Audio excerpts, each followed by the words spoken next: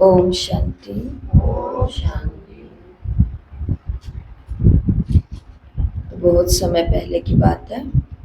एक गांव में एक जिज्ञासु लड़का रहता था जिसका नाम था आरव। उसको हर चीज़ की बहुत जिज्ञासा थी।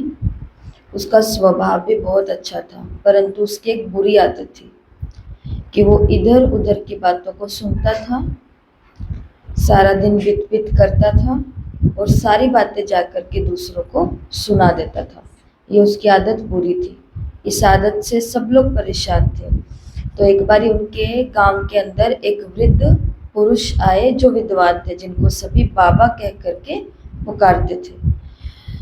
तो ये जो आरव है ये उनके पास भी गया अपनी बुराई बताते हुए। तो बाबा ने देखा कि आरव बहुत उदास रहने लगा है, क्योंकि सब लोग उसकी बुराई को देख रहे हैं। तो उसका मन भारी हो गया ये देख करके। तो उस बाबा ने कहा कि बेटा, अगर जीवन को हल्का और पवित्र बनाना है तो आज से एक मंत्र अपनाओ, और वो मंत्र है hear no evil, see no evil. ना बुरा सुनूंगा, ना बुरी बातें देखूंगा।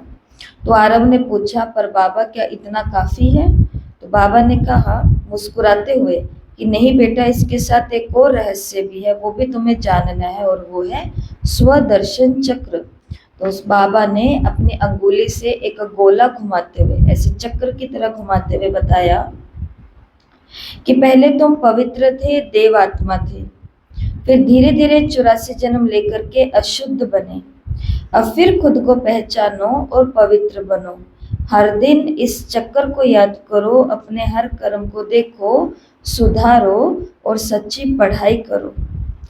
आरव ने पूछा, बाबा पवित्र रहना मुश्किल तो है? बाबा ने कहा मुश्किल नहीं है। अगर याद करो कि तुम आत्मा हो, परम पिता परमात्मा की संतान हो, उनका प्यार तुम्हें शक्ति देगा। जैसे देवी देवता लक्ष्मी नारायण ने पवित्रता का राज्य किया, वैसे तुम्हें भी बनना है। और आरव ने उसी दिन संकल्प कर लिया कि मैं बुरी बातें ना सुनूंगा और ना ही देखूंगा। अब हर सुबह और शाम वो अपने 84 जन्म के चक्र को याद करने लगा, परम धाम को याद करने लगा और शिव बाबा को याद करने लगा। धीरे धीरे गांव के लोग उसकी शांति और पवित्रता से प्रभावित होने लगे। अब वो न खुद बदल गया, परंतु औरों को भी पतित से पावन बनाने का रास्ता बताने लगा। अब कई सालों के बाद गांव के सब लोग उसे चक्रधारी कह करके पुकारने लगे। तो ये आज के मुरली के ऊपर आधारित कहानी है। तो एक गांव के अंदर कौन था? आरव। आरव कैसा था? स्वभाव तो अच्छा था, पर एक ही आदत उसकी बुरी थी, और वो कौन सी थी? कि जो भी बातें या गपशप बातें वो सुनता था, करता था, तो वो लोगों को जाकर के बता देता था, फैला देता था, जिसके कारण उसका मन भारी और अशांत रहने लगा। फिर उनके गांव के अंदर कौन आए? बाबा आए। और बाबा ने उसकी उदासी को देखते हुए क्या कहा कि अगर तुम्हें अपना जीवन हल्का और पवित्र करना है तो hear no evil, see no evil. उस बाबा ने उस आरव को ये मंत्र दे दिया। फिर आरव ने पूछा कि क्या ये मंत्र काफी है, इतना काफी है जीवन अच्छा बनाने के लिए? तो बाबा ने कहा नहीं, इसके साथ एक और रहस्य, और वो कौन सा है? स्वदर्शन चक्र। कि तुम पहले इतने पवित्र थे, शुद्ध थे, फिर अशुद्ध बने, अब 84 जन्मों के बाद तुम्हारे लिए पढ़ाई लेकर के आए हैं, तो चक्कर को फिराओ और सच्ची पढ़ाई को पढ़ो। तो फिर आरव ने संकल्प किया कि अब मैं रोज स्वदर्शन चक्र भी फिराऊंगा और परम पिता को याद करूंगा और परम धाम अपने घर को याद करूंगा। आरव सुबह शाम यही करने लगा, और उसका शांत और पवित्र नेचर देख करके गांव के बाकी सब लोग भी प्रभावित हो गए। इतना प्रभावित हो गए कि अब वो भी वैसा बनना शुरू कर दिया। और कुछ सालों के बाद में आरव को सब लोग किस नाम से पुकारने लगे? चक्रधारी नाम से पुकारने लगे। याद हो गई कहानी? यही मंत्र है हमारे लिए, और यही रहस्य है आज की मुरली में हमारे लिए। 11 अगस्त 2025 बाबा ने कहा, मीठे बच्चे, तुम्हें पढ़ाई से अपनी कर्मातीत अवस्था बनानी है, साथ साथ पतित से पावन बनाने का रास्ता भी बताना है, रूहानी सर्विस करनी है।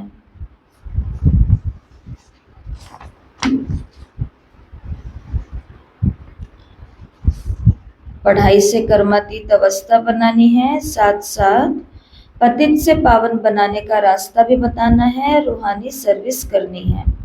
प्रश्न, कौन सा मंत्र याद रखो तो पाप कर्मों से बच जाएंगे? कौन सा मंत्र है? कौन सा मंत्र है? तो कौन सा मंत्र याद रखो तो पाप कर्मों से बच जाएंगे? उत्तर, बाप ने मंत्र दिया है, hear no evil, see no evil. यही मंत्र याद रखो। तुम्हें अपने कर्म इंद्रियों से कोई भी पाप नहीं करना। कलयुग में सबसे पाप कर्म होते ही हैं, इसलिए बाबा ये युक्ति बतलाते हैं, पवित्रता का गुण धारण करो, यही नंबर 1 गुण है। तो सुना था ना उस दिन अव्यक्त मुरली के अंदर कि ये कान भी कैसे हो, कमल की तरह हो, कि गंदी बातें, बुरी बातें, फालतू की बातें, लोगों की बातें ये नहीं सुनेंगे। मुख भी कैसा हो, कमल के जैसा हो, आंखें भी कैसी हो, कमल नयन। ऐसी वैसी फालतू चीजें कुछ नहीं देखनी है। तो बाबा ने कहा क्योंकि कलयुग है, पाप कर्म हो रहे हैं, इसलिए तो बाबा ने युक्ति बताई है कि पवित्रता का गुण धारण करो और यही नंबर 1 गुण है। ओम शांति। बच्चे किसके सामने बैठे हैं? बुद्धि में चलता होगा कि हम पतित पावन, सर्व के सद्गति दाता, अपने बेहद के बाप के सामने बैठे हैं। बल ब्रह्मा के तन में है तो भी याद उनको करना है। मनुष्य कोई सर्व की सद्गति नहीं कर सकते, मनुष्य को पतित पावन नहीं कहा जाता। बच्चों को अपने को आत्मा समझना पड़े। हम सब आत्माओं का बाप वो है। वो बाप हमको स्वर्ग का मालिक बना रहे हैं। ये बच्चों को जानना चाहिए, फिर खुशी भी होनी चाहिए। ये भी बच्चे जानते हैं हम नरकवासी से स्वर्गवासी बन रहे हैं। बहुत सहज रास्ता मिल रहा है, सिर्फ याद करना है और अपने में दैवी गुण धारण करने हैं। बताओ, बाबा हमसे कोई मेहनत करा रहे हैं? इतनी सी भी मेहनत है, इतनी सी भी? सबसे सरल रास्ता। बताओ, कोई मेहनत करा रहे हैं बाबा हमसे? क्या मेहनत नहीं करा रहे? आप कह रहे हो नहीं करा रहे, तो कौन सी मेहनत नहीं करा रहे बाबा?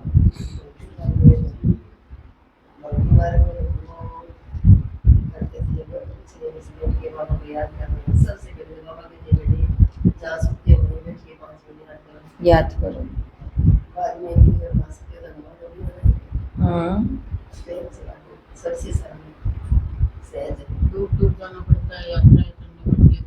अभी ये जो राखी की सेवाएं चल रही है, इन सेवाओं के बीच में हम एक मंदिर में गए।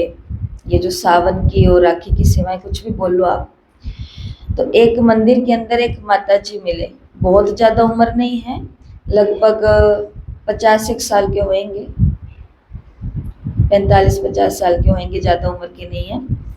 तो उनके पति को कोई अटैक आ गया या कुछ एक्सीडेंट हो गया, ऐसा कुछ बड़े हादसे में वो चले गए थे। तो 1.5 साल के बाद वो बिस्तर से खड़े हुए। वो कहती हैं कि मैंने 1.5 साल क्या किया, जिस शिव के मंदिर में बैठे थे। तो वो बता रही हैं कि बाबा के पास रोज सुबह 3 बजे मैं आ जाती थी नहा धो करके।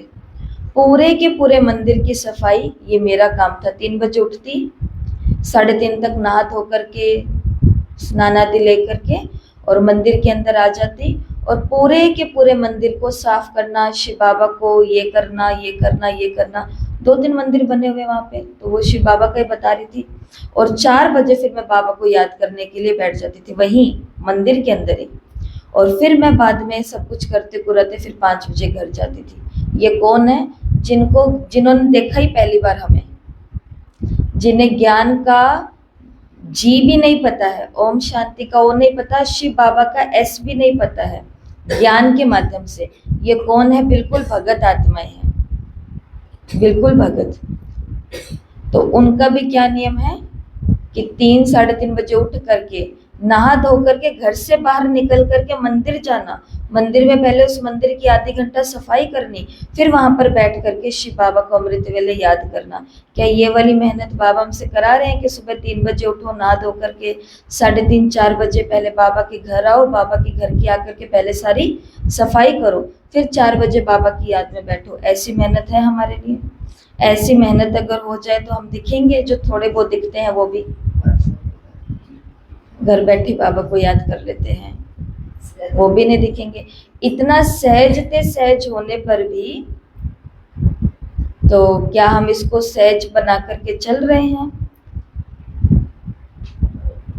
ये जो बाबा लगे हुए हैं हर दिन कहने में सबको रास्ता बताओ, पढ़ाई के साथ सेवा करो, अपनी अवस्था को ऐसा बनाओ, रूहानी सर्विस करो। कल की मुरली में था अखंड दानी बनो, महादानी बनो, मनसा से ये करो, वाणी से ये करो, कर्मों से ये करो, संबंध संपर्क में ये करो। तो इसमें से कुछ भी हम कर पाते हैं जितना बाबा में कह रहे हैं? कुछ भी नहीं है, क्योंकि इसके पीछे का शायद एक कारण यही है क्योंकि बाबा ने हमसे स्थूल मेहनत नहीं करवाई है। और अगर जो बच्चे स्थूल मेहनत के अंदर लगे हुए हैं, सेवा करनी, बोलने की या संगठन में बैठने की, शाम को किसी भी प्रकार की सेवा की नियम है, आना है, जाना है, ये करना है, वो फिर भी अपनी लगन में बंधे हुए हैं। लेकिन जिनके लिए बिल्कुल आसान हो गया है वो इतना नहीं कर पा रहे। इसलिए बाबा ने यहाँ प्रश्न पूछा है कि तुम्हें क्या बहुत सहज रास्ता मिल रहा है? सिर्फ याद ही तो करना है और दैवी गुण धारण करने हैं, अपनी जांच रखनी है, सिर्फ याद करना और दैवी गुण धारण करने हैं। क्या काम दिया बाबा ने? सिर्फ बोलो मुंह से, सिर्फ याद करना है और दैवी गुण धारण करने हैं। तो और उस आसान काम के अंदर भी अपने क्या बोलते हैं बाबा, याद भूल जाती है। बाबा योग लगाती हूँ तो दिमाग इधर उधर चला जाता है। तो अगर ऐसा होता है तो थोड़ा सा इन लोगों को भी कॉपी करना चाहिए, जांच रखनी है। नारद का मिसाल है, ये सब दृष्टांत ज्ञान के सागर बाप ने ही दिए हैं। जो भी सन्यासी आदि दृष्टांत देते हैं वो सब बाप के दिए हुए हैं। भक्ति मार्ग में सिर्फ गाते रहते हैं, कछुए का, सर्प का, भ्रमरी का दृष्टांत देंगे परंतु खुद कुछ नहीं कर सकते हैं। बाप के दिए हुए दृष्टांत भक्ति मार्ग में फिर रिपीट करते हैं। भक्ति मार्ग है ही पास्ट का, इस समय जो प्रैक्टिकल होता है उसका फिर गायन होता है। भल देवताओं का जन्मदिन अथवा भगवान का जन्मदिन मनाते हैं परंतु जानते कुछ नहीं है। अभी तुम समझते जाते हो, बाप से शिक्षा लेकर पतित से पावन भी बनते हो और पतितों को पावन बनाने का रास्ता भी बताते हो। ये है तुम्हारी मुख्य रूहानी सर्विस। पहले पहले कोई को भी आत्मा का ज्ञान देना है। तुम आत्मा हो, आत्मा का भी किसी को पता नहीं है।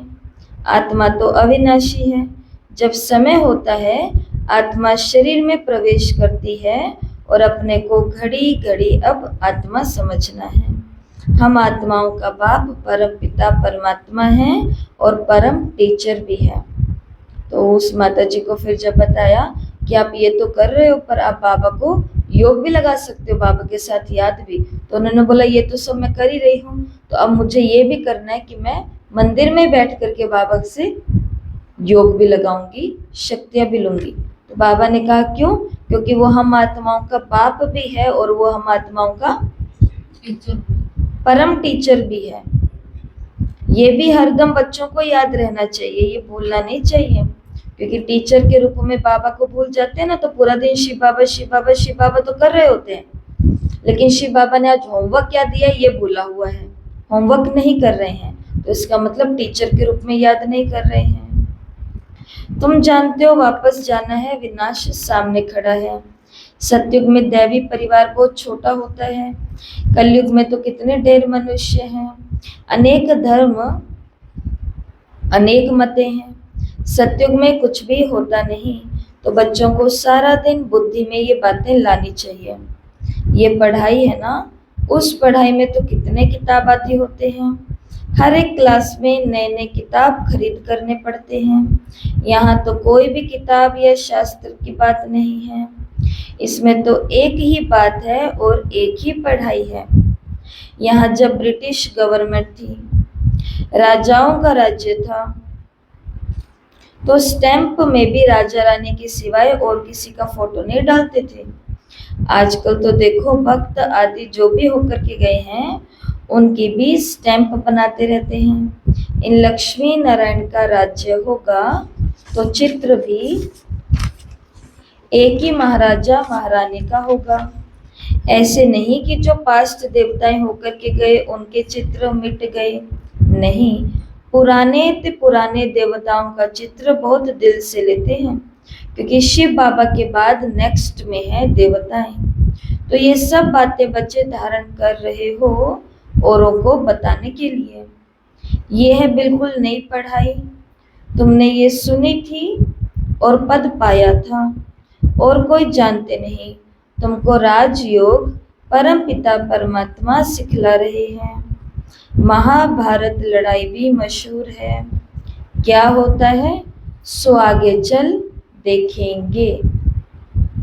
कोई क्या कहते, कोई क्या कहते। दिन प्रतिदिन मनुष्यों को टच होता जाता, कहते भी हैं वर्ल्ड वॉर लग जाएगी, विश्व युद्ध लग जाएगा। उससे पहले तुम बच्चों को अपनी पढ़ाई से कर्मातीत अवस्था को प्राप्त करना है। बाकी असुरों और देवताओं की लड़ाई की कोई बात नहीं होती है। इस समय तुम ब्राह्मण संप्रदाय हो, जो फिर जाकर के दैवी संप्रदाय बनते हो, इसलिए इस जन्म में दैवी गुण धारण कर रहे हो। नंबर 1 दैवी गुण है पवित्रता का। तुम इस शरीर द्वारा कितने पाप करते आए हो। आत्मा को ही कहा जाता है पाप आत्मा, और आत्मा ही इन कर्मेंद्रियों से कितने पाप करती रहती है। अब बाबा ने कहा, अब hear no evil, see no evil, talk no evil, think no evil. ना बुरा सोचना है, ना देखना है, ना बोलना है और ना सुनना है। ये किसको कहा? तो ये आत्मा को कहा कि आत्मा राजा है, तो राजा इन कानों को कहेगा कि तुम्हें कुछ बुरी बातें नहीं सुननी है, गपशप की बातें। राजा इन आंखों को कहेगा कि तुमको कुछ गलत चीजें देखनी नहीं है। और क्यों नहीं देखनी, उसका कारण बाबा ने दे दिया है, क्योंकि तुम इस शरीर के द्वारा कितने जन्म पाप ही करते आए हो। बाबा ने मुरली में कहा, उस मुरली में, कि क्या हम थके नहीं हैं अभी तक भी? बोलो हाँ या ना। थके हैं, तो थके हैं तो अब थोड़ा आराम करना चाहिए। तो इन आंखों को भी थोड़ा आराम दे देना चाहिए, कुछ नहीं पड़ा इधर और उधर देखने में। इन कानों को भी थोड़ा सा विश्राम दे देना चाहिए, कुछ नहीं पड़ा इधर उधर की बातें सुनने में। कुछ भी नहीं है, कर्म बंद रहे हैं, इसके अलावा ज्यादा कुछ नहीं होता है, बस इतना सही होता है। और क्या है? मुख। तो आत्मा राजा इस मुख को भी कहती है कि अब तुम्हें कोई भी गलत बातें, इधर उधर की बातें, हाँ मैंने भी ये सुना, हाँ मैंने भी ये देखा, हाँ में भक्ति में कहते हैं, और ज्ञान में बाबा ने हमें कहा है कि हाँ में सिर्फ हाँ मिला लिया हमने, इतने में कल की मुरली में भी आया, कल रात की मुरली, ये जो 1980 की मुरली है शायद, इस मुरली के अंदर भी बाबा ने कहा है कि कुछ % तो मिलेगा। अगर हमने हाँ में हाँ मिलाया, हमने कुछ देखा नहीं, हमने कुछ सुना नहीं, हमारे साथ ऐसा कुछ नहीं हुआ, लेकिन उस आत्मा को राजी करने के लिए उसके फालतू बात में हमने भी हाँ में हाँ मिला दिया, तो जो उसको कर्म भोग भोगने पड़ेंगे, उसके अंदर कुछ %, आज की जो मुरली होगी 1980 की लास्ट मुरली, उस मुरली में बाबा ने कहा उस आत्मा को भी % लेना पड़ेगा। कर्म तो बंधते ही हैं, बंधन। इसलिए बाबा ने हमें कौन सा बंधन बांधा? ये रक्षा। ये कब होती है हमारी रक्षा? जब आत्मा खुद राजा बन करके इन इंद्रियों को ऑर्डर में चलाती है, आत्मा ही कानों से सुनती है। तो बाप ने तुम बच्चों को समृद्धि दिलाई है कि तुम आदि सनातन देवी देवता धर्म वाले थे, चक्कर खाकर आए हो, अब फिर तुमको वही बनना है। तो ये मीठी समृद्धि आने से पवित्र बनने की हिम्मत आती है। तुम्हारी बुद्धि में है कि हमने कैसे 84 का पाठ बजाया, पहले पहले हम ये थे।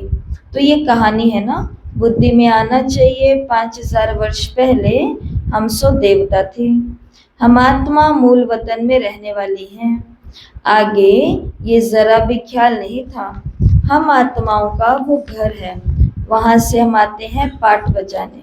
सूर्यवंशी, चंद्रवंशी, वैश्यवंशी और आगे चलते चलते शूद्रवंशी बने। अभी तुम ब्रह्मा की संतान ब्राह्मण वंशी हो, तुम ईश्वरीय औलाद बने हो। कितना बड़ा स्वमान है।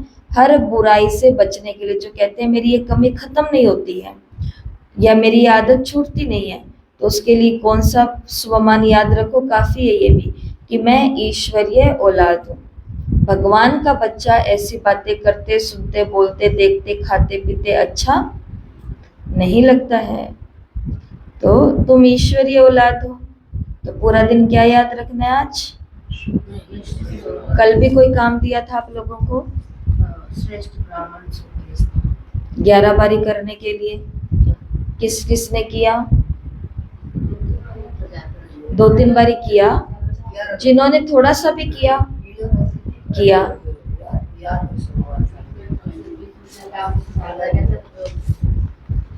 तो होमवर्क कोई नहीं भूल जाना। तो इसलिए बाबा ने बोला ना कि टीचर के रूप में याद नहीं करते हैं बाबा को, होमवर्क। ठीक है, तो आज का भी होमवर्क है कि आज 21 बारी अपनी नोटबुक में लिखना है, मैं ईश्वरीय औलाद हूँ। सेम टू सेम शब्द, संतान नहीं आज लिखना है, औलाद हूँ, मैं ईश्वरीय औलाद हूँ। और पूरे दिन कर्म करते समय कौन से स्वमान में रहना है? मैं ईश्वरीय औलाद हूँ, मैं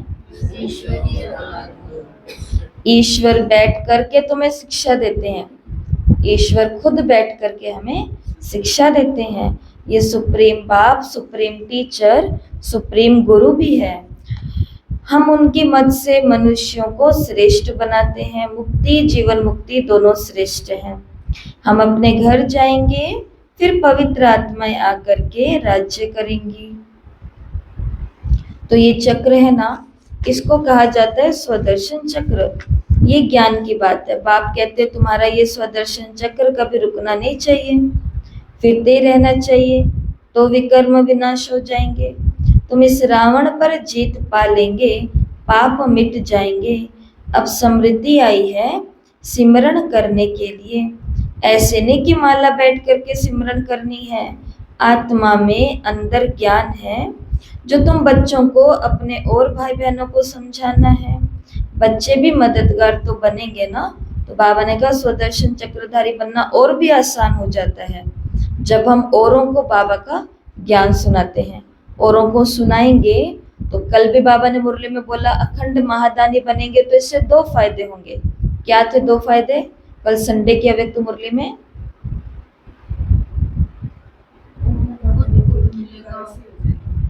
एक तो बाबा ने कहा महादानी बनते, अखंड दानी बनते हैं तो और आत्माओं का कल्याण होता है, ये एक पहला फायदा। और दूसरा फायदा क्या है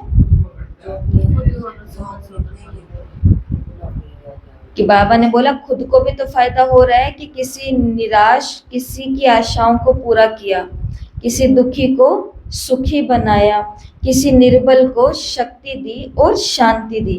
तो बाबा ने कहा इससे क्या मिलेगी तुम्हें? दुआएं मिलेंगी। तो फायदा होगा दुआओं से। तो बाबा आज भी बार बार कह रहे हैं कि मददगार तो बच्चे ही बनेंगे ना। किस लिए मददगार बनेंगे? अपने भाई बहनों को भी स्वदर्शन चक्रधारी बनाने के लिए। तो बनाते हैं अपने भाई बहनों को स्वदर्शन चक्रधारी, तो बनाना है। बाबा ने कहा है कि अगर बच्चे, ईश्वरीय औलाद ही ईश्वर को मदद नहीं करेगी ईश्वर के कर्तव्य में, तो फिर कैसे हम अपने भाई बहनों तक बाबा को लेके जाएंगे? तो तुम बच्चों को इस स्वदर्शन चक्रधारी बनाता हूँ, ये ज्ञान मेरे में है, इसलिए मुझे ज्ञान का सागर मनुष्य सृष्टि का बीज रूप कहते हैं। उनको बागवान कहा जाता है। देवी देवता धर्म का बीज शिव बाबा ने ही लगाया है। अभी तुम देवी देवता बन रहे हो, ये सारा दिन सिमरन करते रहो तो भी तुम्हारा बहुत कल्याण है। दैवी गुण भी धारण करने हैं, पवित्र भी बनना है। स्त्री पुरुष दोनों इकट्ठे रहते पवित्र बनते हैं, ऐसा धर्म तो होता नहीं। निवृत्ति मार्ग वाले तो सिर्फ पुरुष ही बनते हैं। कहते हैं स्त्री पुरुष दोनों इकट्ठे पवित्र रह नहीं सकते, मुश्किल है। बाबा ने कहा सतयुग में थे ना लक्ष्मी नारायण की, तभी तो महिमा गाते हैं। अभी तुम जानते हो बाबा हमको शूद्र से ब्राह्मण बनाए फिर देवता बनाते हैं। हम ही पूज्य से पुजारी बनेंगे, फिर जब वाम मार्ग में जाएंगे तो शिव का मंदिर बनाए पूजा करेंगे। तुम बच्चों को अपने 84 का ज्ञान है। बाप ही कहते हैं तुम अपने जन्मों को नहीं जानते, मैं बताता हूँ, ऐसे और कोई मनुष्य कह न सके। तो अभी बाप तुमको स्वदर्शन चक्रधारी बनाते हैं। तुम आत्मा पवित्र बन रही हो, शरीर तो यहाँ पवित्र बन ना सके। आत्मा पवित्र बन जाती है तो फिर अपवित्र शरीर को छोड़ना पड़ता है। हम आत्माओं को पवित्र होकर के जाना है। पवित्र दुनिया अब स्थापन हो रही है, बाकी सब जाएंगे अपने स्वीट होम में, तो ये याद रखना चाहिए। बाबा की याद के साथ साथ घर को भी जरूर याद करना है, क्योंकि अब वापस घर जाना है। घर में ही बाप को याद करना है, क्योंकि जहाँ जाना होता है तो वहाँ के लिए प्रबंध भी रचे जाते हैं, तैयारी भी की जाती है ना। इसलिए बाबा ने कहा कि बाबा के साथ साथ चक्कर के साथ साथ होम को भी याद करना है, घर को भी याद करना है। भल तुम जानते हो बाबा इस तन में आकर के हमको सुना रहे हैं, परंतु बुद्धि परम धाम होम से टूटनी नहीं चाहिए। टीचर घर छोड़ करके आते हैं तुमको पढ़ाने के लिए। क्या कहा बाबा ने? टीचर रोज अपना घर छोड़ करके आते हैं तुमको पढ़ाने के लिए, पढ़ाकर फिर देखो कितने दूर चले जाते हैं, सेकंड में कहाँ भी आ जा सकते हैं। आत्मा कितनी छोटी बिंदी है, वंडर खाना चाहिए। तो जब बाबा ऐसे कहते हैं तो जो टीचर्स होते हैं, बहनें होती है, वो भी भाई बहनों को बोलते हैं कि देखो भाई बाबा भी पढ़ाने के लिए अपना घर छोड़ करके आते हैं, तो हमें भी पढ़ने के लिए अपना घर छोड़ करके आना चाहिए। घर क्यों पढ़ना चाहिए? घर की पढ़ाई तो रिवीजन के लिए है। तो फिर आगे से क्या बोलते हैं कि शिव बाबा को कौन सा शरीर है? तो शिव बाबा को तो शरीर नहीं है। बाबा को क्या लगा? ये बाबा ने कह दिया 1 सेकंड में कहाँ भी जा सकते हैं। हमें तो पीछे सारी व्यवस्था देख करके, उनका चाय नाश्ता पानी करके, कौन आया गया सब कुछ कर कुरा के फिर रास्ते में चल करके आना पड़ता है, फिर चल करके जाना पड़ता है। तो लेकिन ये तो बात राइट है कि बाबा सेकंड में करता है और हमें घंटा 1.5 लग जाता है, ठीक है, ये बात तो राइट है। परंतु सोच लो बाबा ये काम भी ना करे सेकंड वाला कि आऊं पढ़ा करके जाऊं, तो क्या हम आगे ये वाला बहाना बोल सकते हैं कि घर पे काम है आ नहीं सकते, या लेट है, या वो है, या ऐसा है या वैसा है? खुद के लिए नहीं करते, और हम आएंगे तो हम खुद के लिए आएंगे, ये भी एक बात है। तो इसके लिए वो तो भले ही सेकंड में करता है, कुछ भी करता है, लेकिन वो अगर ये करना भी बंद कर दे, उसका किसी दिन मूड बन जाए बाबा का कि हो गई पढ़ाई, जैसे हो गया ना, साकार पढ़ाई कंप्लीट हुई, अव्यक्त पढ़ाई शुरू हुई, अव्यक्त कंप्लीट हुई, अब तो अव्यक्त की भी अव्यक्त चल रही है। अब जो बाबा मिलन के लिए जाते हैं वो स्क्रीन पर ही बाबा से मिल रहे हैं, वो दादी को तो नहीं मिल पाते, बाबा को तो नहीं मिल पाते वैसे, क्यों? क्योंकि अब अव्यक्त का भी अव्यक्त चल रहा है, उसमें भी वो अनुभव कर रहे हैं। लेकिन किस दिन ये भी बंद हो जाए किसको मालूम? तो फिर हम कह सकेंगे कि दूर से आना पड़ता है, पास से आना पड़ता है, घर लॉक करके आना पड़ता है, छोड़ के आना पड़ता है, जो भी हम कहते हैं वो हम नहीं कह पाएंगे। इसके लिए बाबा ने कहा इस बात में भी वंडर खाना चाहिए कि आत्मा कितनी छोटी बिंदी है जिसको बाप आकर के ज्ञान देते हैं। तो ये भी तुम जानते हो, स्वर्ग में कोई भी गंदी चीजें नहीं होती है जिसमें हाथ पांव अथवा कपड़े आदि मैले हों। देवताओं की कैसी सुंदर पहरवाइश है, कितने फर्स्ट क्लास कपड़े होंगे, धोने की भी दरकार, तो वहां कपड़े धोने की जरूरत नहीं है। कपड़ा पर ध्यान करो लिए थोड़ा सा पता ही चला कि जो कपड़े धोते हैं उनको तो पता है ना कितनी मुश्किल से धुलते हैं कपड़े, इसलिए बाबा ने कहा नो टेंशन, ना वहां पे हाथ पांव गंदे होंगे, ना कपड़े ऐसे गंदे होंगे, तो ना शरीरों को रगड़ना पड़ेगा ना कपड़ों को रगड़ना पड़ेगा, कुछ नहीं होगा ऐसा। तो बाबा कहते देखो अब उस दुनिया में जाना है जहाँ कपड़े नहीं धोने पड़ेंगे, तो इस पढ़ाई को पढ़ लेना चाहिए। बहुत सुंदर पहरवाइश होगी, कपड़े फर्स्ट क्लास होंगे, धोने की दरकार नहीं होगी। इनको देखकर कितनी खुशी होनी चाहिए, तो रोज लक्ष्मी नारायण के चित्र को देख करके जाओ, देखो इसको, कितनी खुशी होगी। आत्मा जानती है भविष्य 21 जन्म हम ये बनेंगे, बस देखते ही रहना चाहिए। ये चित्र सबके पास होना चाहिए, इसमें बड़ी खुशी चाहिए कि बाबा हमको ये बनाते हैं। ये चित्र सबके पास है लक्ष्मी नारायण का? नहीं है, किसके पास नहीं है? बस एक के पास ही नहीं है ना, देंगे। तो बाबा ने कहा कि बड़ी खुशी होनी चाहिए कि बाबा हमको ये बनाते हैं। ऐसे बाबा के हम बच्चे फिर डैश क्यों हैं? कोई काम करते हैं हम, वो क्यों करते हैं? बाबा हमको ऐसा बनाते हैं और ऐसे बाबा के हम बच्चे फिर डैश क्यों हैं? डैश क्यों हैं? आलसी क्यों हैं? ऐसे बाबा के बच्चे फिर हम डैश क्यों हैं? एक शब्द बताओ, सुस्त क्यों है? बस एक एक जना बता दो फटाफट। अलबेलापन क्यों है? ऐसे बाबा के बच्चे डैश क्यों हैं? एक एक बताना, थकते क्यों हैं? पर तो ये राइट नहीं है, वैसे तो राइट है पर अभी के लिए बोलो जल्दी जल्दी। ऐसे बाबा के बच्चे डैश क्यों हैं? एक शब्द बोलो। अलबेले क्यों हैं? और अलबेले क्यों है? आलसी क्यों है? सुस्त क्यों है? तो एक बात हो गई, आगे तो बढ़ो। एक शब्द में बोलो, सोचो। ऐसे बाबा के बच्चे डैश क्यों हैं? लालची क्यों है? जो बाबा खुद ही सब कुछ दे रहे हैं तो अब लालची क्यों है? और क्यों है बोलो भाई। अलबेला। एक शब्द बोलो, एक शब्द लक्ष्मी में। नींद क्यों है? ऐसे बाबा के बच्चे नींद में क्यों है? अज्ञानी क्यों है? मनमोजी क्यों है? तो मुरली में बाबा ने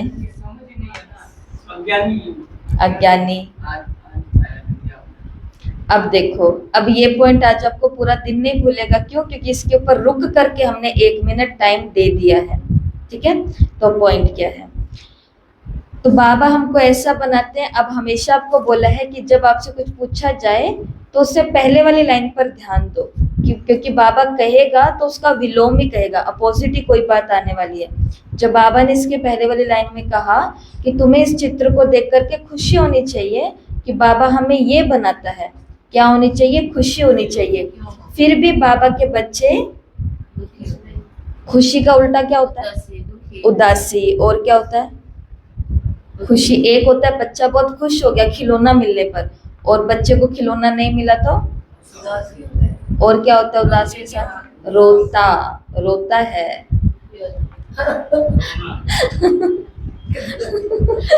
कब लगे थे? अब लगाए तीर, अब जाके तीर निशाने पे लगा कि बस यही था क्या? तो बस यही था। अब ये पॉइंट नहीं घूमेगा, भूलेगा पूरा दिन। ऐसे बाबा के हम बच्चे फिर रोते क्यों हैं? तो रोते ही तो रहते हैं हम। सही बात आंख है। के वाले ना रोए, पर अंदर से तो बाबा बाबा। हाँ, काय बोला तक आज वाजता। तो ऐसे बाबा ने कहा बनने वाला तुम 21 जन्म ये। हाँ, सही बात। ऐसे तो तुम्हें ये ड्रेस पहनाने वालों, कपड़े तुम्हें धोने की टेंशन है कि जरी के काम वाले हमारे कपड़े हैं, कौन धोएगा, कैसे होएगा। कोई लोड नहीं है, कोई टेंशन नहीं है। फिर भी ऐसे बाबा के हम बच्चे रोते क्यों हैं? हमको कोई फिक्र थोड़ी होनी चाहिए। देवताओं के मंदिर में जाकर के महिमा गाते हैं, सर्वगुण संपन्न अच्युतम केशवम। कितने नाम बोलते हैं जाकर के। ये सब शास्त्रों में लिखा हुआ है, जो याद करते हैं। शास्त्रों में किसने लिखा? व्यास ने, या कोई नए नए भी बनाते रहते हैं। ग्रंथ आगे बहुत छोटा था, हाथ से लिखा हुआ था। अभी तो कितना बड़ा बना दिया, जरूर एडिशन किया होगा। अब गुरु नानक तो आते ही हैं धर्म स्थापना करने। ज्ञान देने वाला तो एक ही है, क्राइस्ट भी आते हैं सिर्फ धर्म की स्थापना करने के लिए। जब सब आ जाते हैं तो फिर वापस जाएंगे। घर भेजने वाला भी कौन है? क्या क्राइस्ट? नहीं, वो तो भिन्न नाम रूप में तमो प्रधान अवस्था में यहाँ है। सतो रजो तमो में आते हैं। इस समय सब तमो प्रधान है, सबकी जड़जड़ीभूत अवस्था है ना। पुनर्जन्म लेते लेते इस समय सब धर्म वाले आकर के तमो प्रधान बने हैं। अब तुमको वापस जाना है जरूर, फिर से चक्कर फिरना चाहिए। पहले नया धर्म चाहिए जो सतयुग में था। बापी आकर के आदि सनातन देवी देवता धर्म की स्थापना करते हैं, तो ये समृद्धि में आना चाहिए, फिर विनाश भी होना है। सारा चक्कर समृद्धि में लाना चाहिए। अभी हम 84 का चक्कर पूरा कर वापस जाएंगे। तुम बोलते चलते स्वदर्शन चक्रधारी हो। तो क्या कहा उस आरव ने, उस बच्चे ने, कि उसने इतना चक्कर घुमाया, उसने शिव बाबा को और अपने स्वीट होम को इतना याद किया कि सब लोग उसको किस नाम से पुकारने लग गए? चक्रधारी। तो बाबा ने कहा तुम बोलते चलते स्वदर्शन चक्रधारी हो। वो फिर कहते हैं कृष्ण को स्वदर्शन चक्र था, उसने सबको मारा। अकासुर बकासुर आदि के चित्र दिखाते हैं, परंतु ऐसे तो कोई बात नहीं है। तुम बच्चों को अभी स्वदर्शन चक्रधारी बनकर रहना है, क्योंकि स्वदर्शन चक्र से तुम्हारे पाप कटते हैं, आसुरी पना खत्म होता है। देवताओं और असुरों की लड़ाई तो हो न सके। असुर है कलयुग में, देवताएं हैं सतयुग में, बीच में है संगम युग। शास्त्र है ही भक्ति मार्ग के, ज्ञान का नामो निशान नहीं है। ज्ञान सागर तो एक बाप ही है सबके लिए, और बाबा का ज्ञान ऐसा है, बाबा खुद ऐसा है जो वो सबके लिए है। सिवाय बाप के कोई भी आत्मा पवित्र बन वापस जा नहीं सकती, पाठ जरूर बजाना है। तो अब अपने 84 के चक्कर को याद करो। हम अभी सतयुगी नए जन्म में जाते हैं, ऐसा जन्म फिर कभी नहीं मिलता। इसलिए इधर की ये जो इवल बातें हैं, आसुरी चलन, आसुरी संग, आसुरी बातें हैं, इस चक्कर में हम क्या खो बैठेंगे? अपना सतयुगी स्वराज्य खो बैठेंगे। इसलिए बाबा ने कहा अंगुली पर घुमाते हुए कि सारा दिन क्या याद रखो? चक्कर याद रखो, कि भाई मुझे ये मन तो बहुत कर रहा है ये काम करने का, पर मैं नहीं करूंगी कर्मेंद्रियों से कोई भी कर्म, क्योंकि मुझे सतयुग में जाना है। शिव बाबा और ब्रह्मा बाबा हैं, लौकिक पारलौकिक, और ये है अलौकिक बाबा। इस समय की ही बात है, इनको अलौकिक कहा जाता है। तुम बच्चे उस शिव बाबा को सिमरण करते हो, ब्रह्मा को नहीं। बल ब्रह्मा के मंदिर में जाकर पूजा करते हैं, वो भी तब पूजते हैं जब सूक्ष्म वतन में संपूर्ण अव्यक्त मूर्त है। ये शरीरधारी पूजा के लायक नहीं है। ये तो मनुष्य है ना, मनुष्य की पूजा होती नहीं। ब्रह्मा को दाढ़ी दिखाते हैं तो मालूम पड़े कि यहाँ का ही है, देवताओं को दाढ़ी होती नहीं। तो ये सब बातें बच्चों को समझा दी है। तुम्हारा नाम बाला है, इसलिए तुम्हारा मंदिर भी बना हुआ है। तो देवियों ने, देवताओं ने संगम पर ऐसे काम किए, तो फिर उनके मंदिर यादगार रूप में बने हुए हैं। सोमनाथ का मंदिर कितना ऊंचते ऊंच है। सोमरस पिलाया, फिर क्या हुआ, फिर यहाँ भी देलवाड़ा मंदिर में देखो, मंदिर हूबहू यादगार बना हुआ है। नीचे तुम तपस्या कर रहे हो, ऊपर में स्वर्ग है। मनुष्य समझते हैं स्वर्ग कहाँ, ऊपर में है। मंदिर में नीचे स्वर्ग कैसे बनाएंगे, इसलिए ऊपर छत में बना दिया। बनाने वाले कोई समझते नहीं हैं। बड़े बड़े करोड़पति हैं, उनको भी ये समझाना है। तुमको अभी ज्ञान मिला है तो तुमको अभी ज्ञान मिला है औरों को तुम बहुतों को दे सकते हो। दे सकते हो का मतलब क्या होता है, चांस। जैसे किसी को कहते हैं ना, आप भी आकर के अपना अनुभव सुना सकते हो, तो सुना सकते हो का मतलब है कि आपके पास चांस है, जो आना चाहिए वो आ जाए। एक है सकते हो और एक है करना चाहिए, दोनों में ही फर्क है। बाबा हमें दोनों बातें कहते हैं। पहले बाबा ने बोला अपने भाई बहनों को भी तुम्हें अपने बाप का परिचय देना चाहिए, बाबा का मददगार बनना चाहिए। और लास्ट में बाबा ने हमारे ऊपर छोड़ दिया कि तुम बहुतों को ये ज्ञान दे सकते हो। कौन सा ज्ञान, 84 जन्मों का ज्ञान, अर्थात कि हम पहले बहुत अच्छे थे, अब परमात्मा हमें पढ़ाते हैं, योग सिखाते हैं, हम फिर से अच्छे बनेंगे। 2 बाप का परिचय, आदि आदि। अच्छा, मीठे मीठे सिकिलते बच्चों प्रति माता पिता बाप दादा का याद प्यार और गुड मॉर्निंग। रूहानी बाप की रूहानी बच्चों को नमस्ते। हम रूहानी बच्चों की रूहानी माता पिता बाप दादा को याद प्यार, नमस्ते, गुड मॉर्निंग, ओम शांति, शुक्रिया बाबा शुक्रिया, वाह बाबा वाह। धारणा के लिए मुख्य सार, पहला, अंदर से आसुरी पने को समाप्त करने के लिए चलते फिरते स्वदर्शन चक्रधारी होकर रहना है। सारा चक्कर स्मृति में लाना है। तो चक्कर में क्या याद रखेंगे कि आसुरी पना तो मैं पीछे बहुत करके आई हूँ, अब तो मेरी आंखें कान मुख सब थक जाना चाहिए।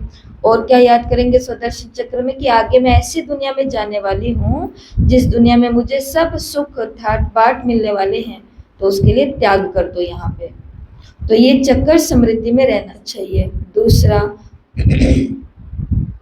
बाप की याद के साथ साथ बुद्धि परम धाम घर में लगी हो। तो चक्कर, परम धाम और शिव बाबा, बाप ने जो स्मृतियां दिलाई है उनका सिमरण कर अपना कल्याण करना है। वरदान है, सर्वगुण संपन्न बनने के साथ साथ, देखो बाबा ने क्या कहा, हमें सभी गुणों में संपन्न बनना है। सर्वगुण संपन्न बनने के साथ साथ किसी एक विशेषता में विशेष प्रभावशाली बनो। बाबा की किसी एक सेवा वाली विशेषता अपने अंदर होनी चाहिए। जैसे डॉक्टर्स जनरल बीमारियों की नॉलेज तो रखते ही हैं, लेकिन साथ साथ किसी बात की विशेष नॉलेज में नामी ग्रामी हो जाते ना, जिसमें बोलते हैं कि इसमें स्पेशल है ना। ऐसे आप बच्चों को सर्वगुण संपन्न तो बनना ही है, फिर भी एक विशेषता को विशेष रूप से अनुभव में लाओ और सेवा में लाते आगे बढ़ाते चलो। जैसे सरस्वती को विद्या की देवी, लक्ष्मी को धन की देवी कह करके पूछते हैं, ऐसे अपने में सर्व गुण और सर्व शक्तियां होते भी एक विशेषता में विशेष रिसर्च कर स्वयं को प्रभावशाली बनाओ। कि ऐसी कोई विशेषता अपने बाबा के काम में लगाओ, उस पर काम करो कि जब वो वाला काम या वो वाली सेवा हो तो सबसे पहले कौन याद आऊं, मैं याद आऊं। ये बहुत बड़ी बात है। इसलिए बाबा ने कहा बनना तो हमें ऑलराउंडर ही है, लेकिन एक के ऊपर हमें विशेष रिसर्च करनी है, तो वो एक की विशेषता के ऊपर काम करना है। ऐसी कोई विशेषता है आपके अंदर जो आप भगवान के यज्ञ में लगा सकते हो?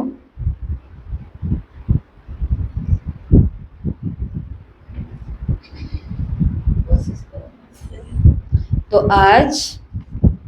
आज एकांत में बैठ के, समय मिलेगा आपको दिन में, तो वो समय में बैठ करके सोचना, ऐसा मेरे अंदर कौन सा गुण मैं लाऊं, कौन सी विशेषता लाऊं, कौन सी सेवा लेकर के आऊं जो भगवान के यज्ञ में समय प्रति समय मेरी आवश्यकता पड़ती रहे, मैं वो कर सकूं, मैं वो बाबा को सेवा का दान, वैसे तो बाबा को तो क्या ही देंगे, परंतु फिर भी सहयोग तो होगा जरूर, मदद तो होगी।